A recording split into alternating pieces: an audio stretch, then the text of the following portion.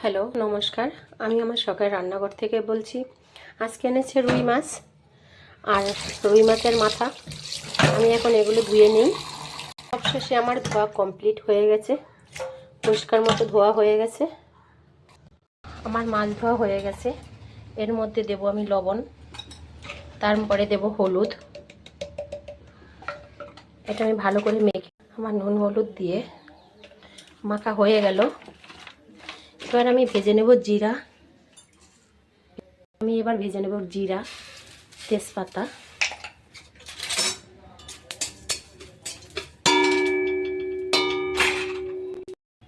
এবার আমি দিয়ে দিচ্ছি কড়াইতে তেল মাছ ভাজার জন্য।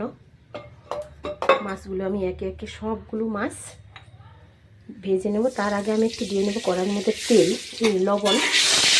কারণ এটা দেওয়ার একটাই উদ্দেশ্য, যাতে মাছটা যেন লেগে না থাকে।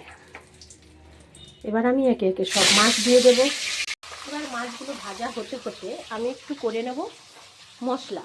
এগুলো আমি একটু বেটে নেব। অলরেডি আমার মশলা করা হয়ে গেছে। দেখো আমার মাছগুলো খুব সুন্দর উঠে যাচ্ছে। একটা মাছও গায়ে গায়ে লাগবে না। দেখো এটাকে আমি বেশি ভাজবো না এই কারণে, কারণ এটা পেটির মাছ। বেশি কড়া ভাজা করলে খেতে স্বাদ লাগবে না। যার কারণে একটু হালকা, মানে বেশি একটা ডিপ না আবার বেশি একটা হালকাও না, মিডিয়াম করে আমি ভেজে নিয়েছি। ওই তেলের মধ্যে কয়েকটা ডালের বড়ি ভেজে নেব। এর মধ্যে দিয়ে দেবো জিরে। এর মধ্যে দিয়ে দেবো বেটে রাখা মশলা।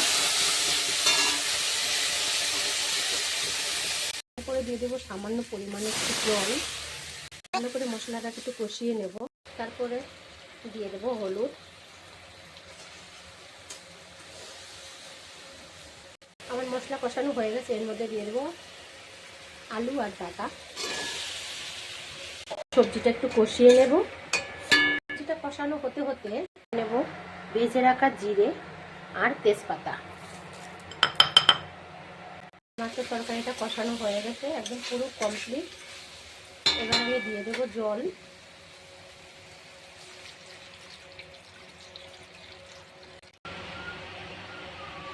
এর মধ্যে দিয়ে দেবো ভেজে রাখা মাছ,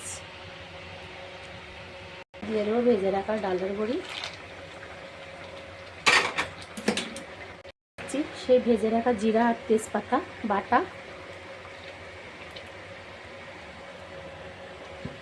দিয়ে নামানোর আগে দিয়ে দেবো ধনেপাতা কুচি।